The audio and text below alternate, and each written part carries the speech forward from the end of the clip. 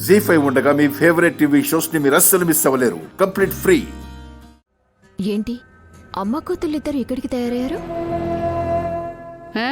లోపల పల్లీలు అమ్ముకోవడానికి వెళ్తున్నాం. లేకపోతే షాపింగ్ మాల్కి ఎందుకు వస్తారండి? ఇక్కడ జ్యువెలరీ బట్టలు బాగున్నాయంట, కొనుక్కోడానికి వచ్చాం. ఏ తప్ప రాకూడదా? ఓహో, మీ దగ్గర నగలు కొనేంత డబ్బులు కూడా ఉన్నాయా? ఏ మీ ఒక్కళ్ళ దగ్గరే ఉంటాయా? ఎంత చెట్టుకంత గాలి. అయినా తమరేంటి ఇక్కడ కాపలా కాశారు? కష్టపడ్డం చేతకాని ఒక విధవ ఈ షాపింగ్ మాల్ ఓనర్కి కాల్ చేసి డబ్బుల కోసం బ్లాక్మెయిల్ చేశాడంట. కనపడితే వెతుకుదామని వెయిట్ చేస్తున్నాను. అంటే షాపింగ్ కాంప్లెక్స్ లో బాంబు పెడతా అని చెప్పారా?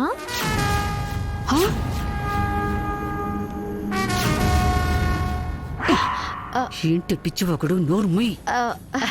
షాపింగ్ మాల్లో బాంబు పెడతారన్న విషయం నీకెలా తెలుసు?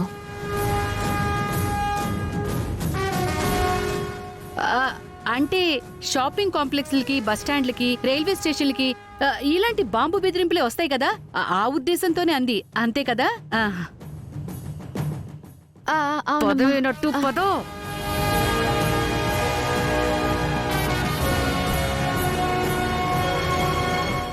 హరిప్రసాద్ గారు, మేడం, ఆ ఇద్దరు లేడీస్ మీద మన వాళ్ళకి చెప్పి ఒక కన్నేసించమని చెప్పండి. అలాగే మేడం.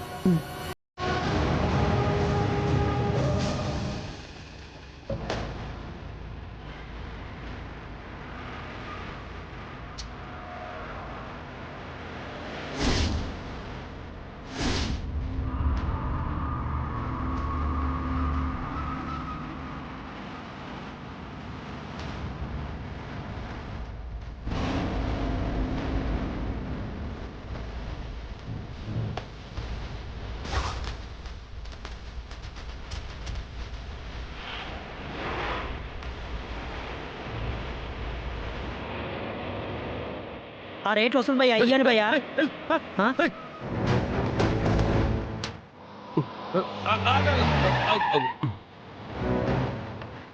బొమ్మలు సాబ్, కొత్త కొత్త బొమ్మలు, అందమైన బొమ్మలు. కారు కడ్డుపడతావేంటి? అలా గుస్సా అవ్వకండి సాబ్. ఏదో పొట్టకూటి కోసం కొత్త బొమ్మలు సాబ్. చిన్నపిల్లలు ఉన్నారు, బొమ్మలు కావాలా బేబీ?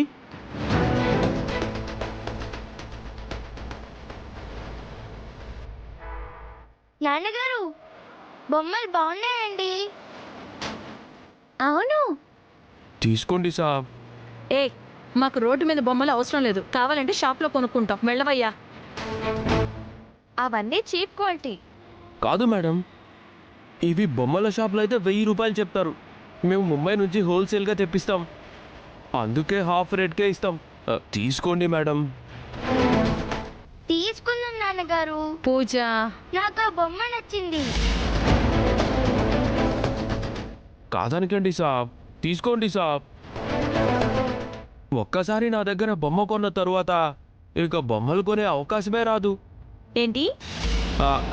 అదే మేడం, అంతకాలం మనీగా ఉంటుంది అని చెప్తున్నా. తీసుకోండి సాబ్. సరే ఇవ్వు.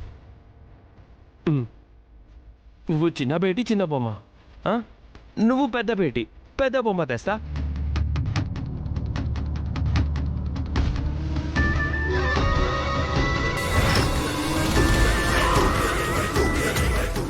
జీ5 యాప్ డౌన్లోడ్ చేసి అన్ని ఎపిసోడ్స్ పూర్తి ఉచితంగా చూడండి.